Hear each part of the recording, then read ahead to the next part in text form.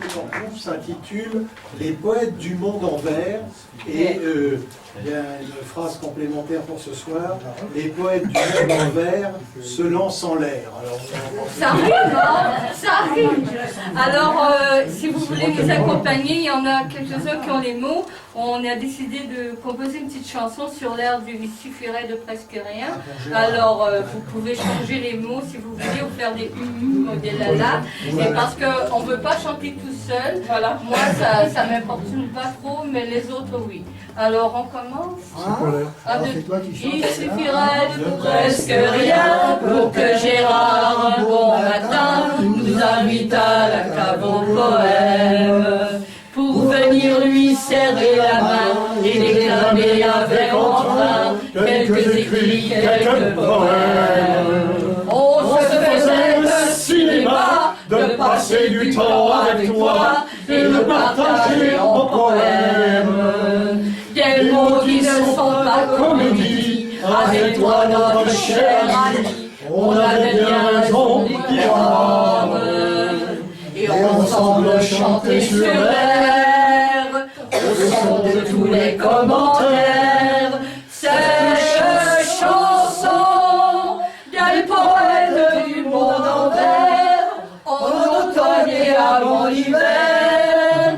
Il suffirait de presque rien, et tous nous le savons très bien, que tu as tenu ta promesse. On n'est pas stupide, on comprend, ça ne prendra pas 20 ans, c'est pas demain que le temps cesse.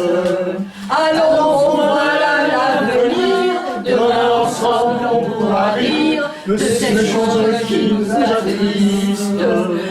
À Paris, près de Saint-Germain, nous serons des vrais bouts en train et nous danserons sur la piste. Vraiment, de quoi avons-nous l'air? On se souvient des commentaires. À toi, Gérard, nous l'avons tous de votre verre. Jamais ne nous fera taire. Il y aura des lendemains, nos aventures à Saint-Germain, amitié à la cave. On descend dans la cave. Pour que Gérard, un bon matin, nous puissions te dire je t'aime.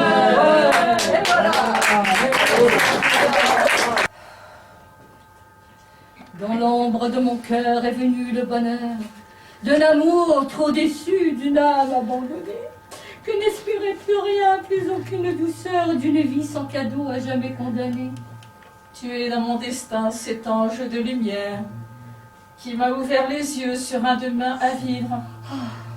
Tu as su refermer les portes de mes cimetières pour m'offrir un amour qui de tout me délivre.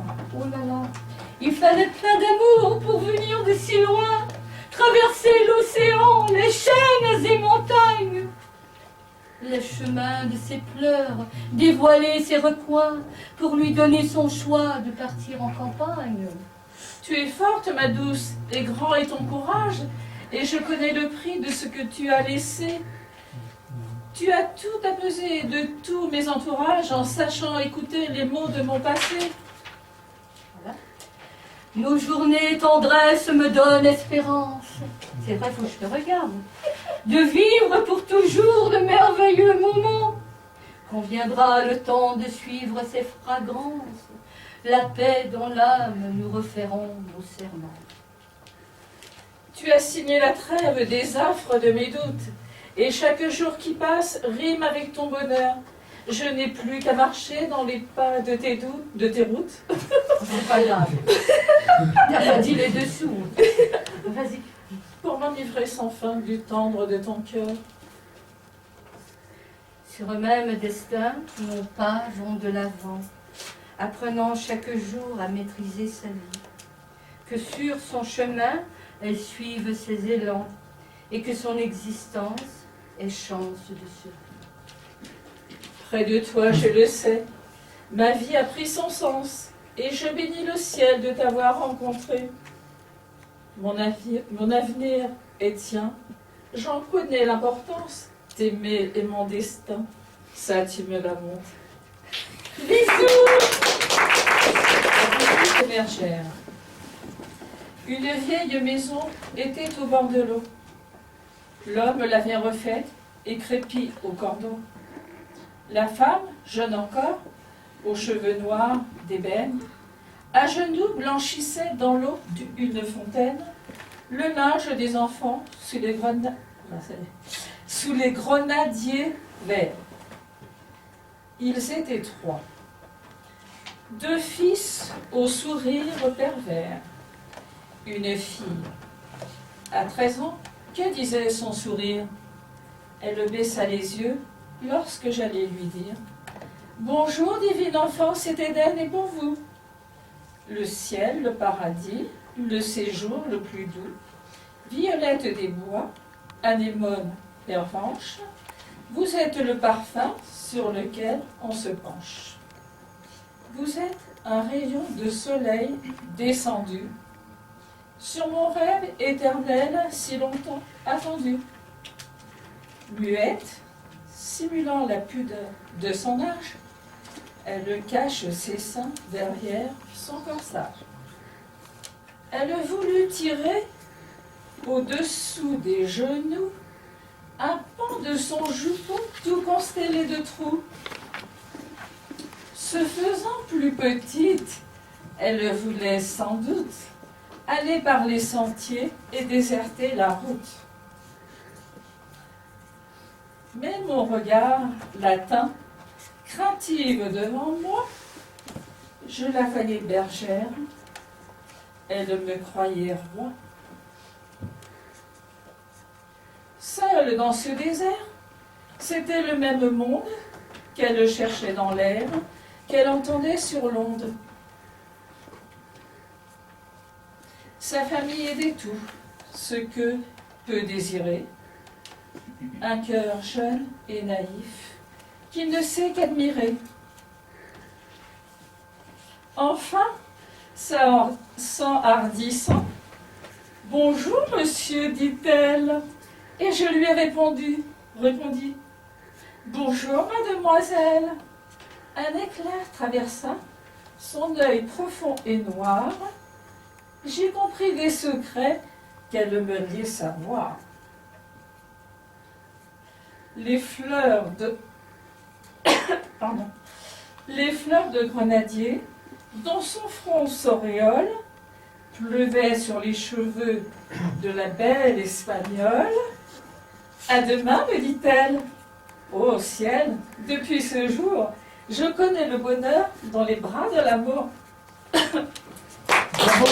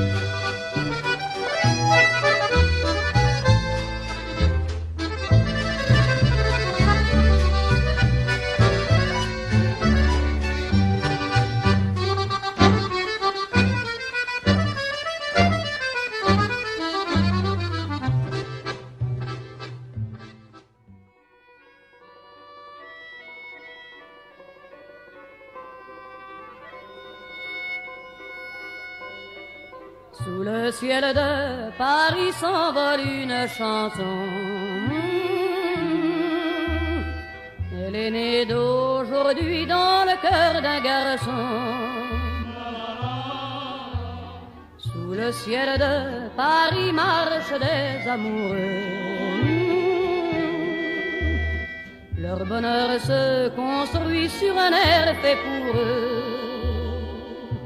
Sous le pont de Bercy, un philosophe assis, de musiciens. Je m'excuse, mais je vais encore parler. Mais, oui, quoi? Ça aide? Non, c'est pour toi le suite. C'est quoi? Celui-là, t'as fait? Non, j'en ai Ah, pas. on l'a mis ensemble. Attends. Je vous présente ma petite jumelle de Paris. C'est Marie-France, on s'est connus l'an passé. Et depuis, on ne peut se quitter. Tu parles de jumelles d'envergure ou... Oui! Hauteur, largeur. Mon cher ami, ce sont... Attends, j'ai mieux nous de sommes papa. des femmes de taille. Attends, mais t'as les deux morceaux? Alors, c'est un duo que nous avons écrit. Et c'est un duo que vous ne saurez pas qui a écrit quoi. Ça parle d'une mère, bien qu'on n'ait pas la même mère et qu'on n'est pas vraiment jumelles dans la vie, vous ne saurez pas qui est la mère du qui. Et ça s'intitule « Je suis allée ». C'est moi qui parle. C'est toi. Ah, c'est moi. Je suis allée ce soir poser un mot sur ta tombe. Et je suis repartie le cœur beaucoup plus léger. Dans mon cœur, tous ces ans, il faisait sombre. Et ma vie se déchiquetait parmi eux. Est-ce ta pauvre vie qui lançait ses reflets sur mon adolescence, alors que je souhaitais partager avec toi les plus beaux vers qui soient? Je ne ruine plus, vois-tu, je suis là. Tu vois, je t'ai pardonné avec le temps. Je ne vois plus les choses de la même manière. J'ai compris le pourquoi du comment.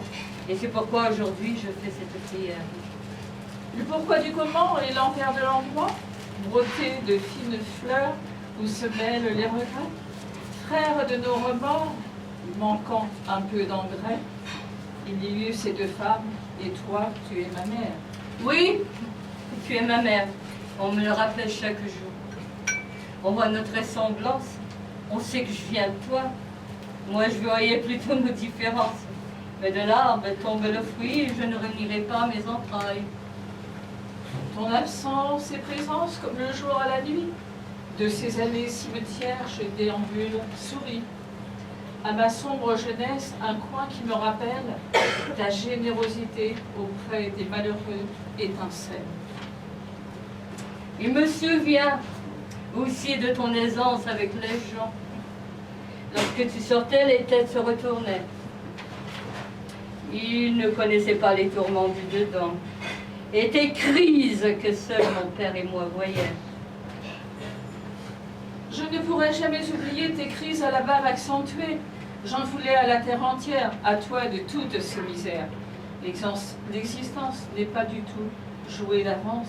Te voilà bien avancé, tu l'as cherché ta délivrance. Dans cet univers où ne vivent que les âmes, tu as enfin trouvé la lumière hors de ce monde perdu. Un jour, nous nous retrouverons face à face, sans les contraintes et les barrières du connu. Je pris des mots s'accumulant en cendres dans ma bouche, lâchant prise pour te chanter ce magnifique Messie de Handel. Te savoir près de moi lorsque tournoient les hirondelles. Dis-moi, je n'avais pas saisi, Dieu, que la vie est belle. Bravo, vous deux.